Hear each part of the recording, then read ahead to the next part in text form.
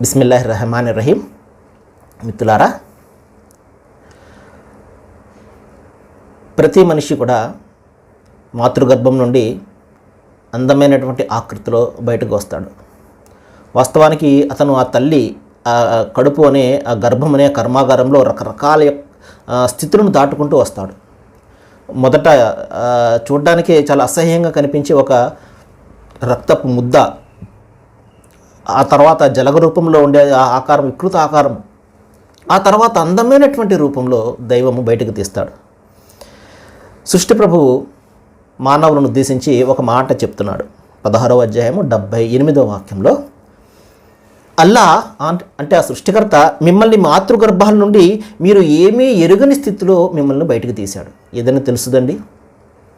ఎక్కడ మనమందరం కూడా తల్లి గర్భం నుండి బయటకు వచ్చాము కదా. ఎక్కడి నుంచి వచ్చామో, అదే ఏ సందర్భంలో వచ్చామో, అప్పుడు పరిస్థితులు ఏంటో మనకి ఏమైనా తెలుసుదా? మనకు ఊహ తెలియదు. ఊహ తెలియాలంటే సుమారు 5-6 సంవత్సరాలు వస్తే కానీ మనకు ఏంటో తెలియదు. ఏమీ ఎరుగనటువంటి స్థితిలో ఉండగా మనం బయట తీశాడు. ఏంటో తెలియదు మనకు. ఒక ప్రపంచం నుండి మరొక ప్రపంచంలోనికి వచ్చాము. ఆయన మీకు చెవులనిచ్చాడు, కళ్ళనిచ్చాడు, ఆలోచించే మనస్సునిచ్చాడు. ఎందుకు ఇచ్చాడు? ఊరికి ఇచ్చాడా? ఆయన చిన్నపిల్లలు చూసారు, అప్పుడు బొమ్మలు వేసుకుంటూ ఉంటారు, లేకపోతే మట్టిలో ఈ విధంగా గూళ్ళు కట్టుకుంటూ ఉంటారు, తర్వాత చెల్లాచెదరు చేసి వెళ్ళిపోతుంటారు. ఆ విధంగా దైవము ఏమి ఊసిపోక మానవులందరినీ సృష్టించాడా? కాదు కదా. ఒక దైవ విశ్వాసి ఈ సృష్టిని చూసి ఏమంటాడు తెలుసండి? రబ్బనా మా ఖలక్త హాజా బాతిల సుభానక ఫకిన అజాబ్ అన్నారంటాడు. ఓ దైవమా, నీ విధంగా అంత ఒక లక్ష్యబద్ధంగా సృష్టించావు, లక్ష్యరహితంగా, వ్యర్థంగా ఏమి కూడా నువ్వు సృష్టించలేదు.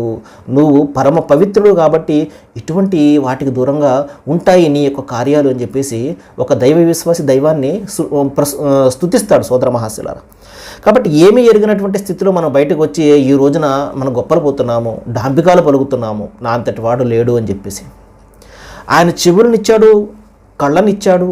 ఎందుకు? ఆలోచించి మనసును ఎందుకునిచ్చాడు? సోదర మహాశిలారా, సోదరిమణులారా, మన జీవితం గురించి మనం ఆలోచన చేయాలని. ఎందుకు వచ్చామో, ఎక్కడి నుంచి వచ్చామో, ఎక్కడికి వెళ్తున్నామో, మరణం తర్వాత రాబోయే జీవితం ఏమిటి, మన లక్ష్యం ఏమిటి, ఎందుకు ఈ జీవితము ఇత్యాది విషయాల గురించి ఆలోచన చేయడం కోసము, మన సృష్టికర్త ఎవరు, ఆయన ఏ విధంగా ఆరాధించాలి ఇత్యాది విషయాల గురించి ఆలోచన చేయడం కోసం సోదర మహాశిలారా మనకు మనస్సు అనేది ఇచ్చాడు, మనకు హృదయాన్ని ఇచ్చాడు, ఆలోచన శక్తిని ఇచ్చాడు. రండి, వాటిని ఉపయోగించి మనము మన సృష్టికర్తను గుర్తిద్దాం. సర్వేజన సుఖినో భవంతు. రండి, ఇస్లాంను తెలుసుకుందాము. Thank you very much.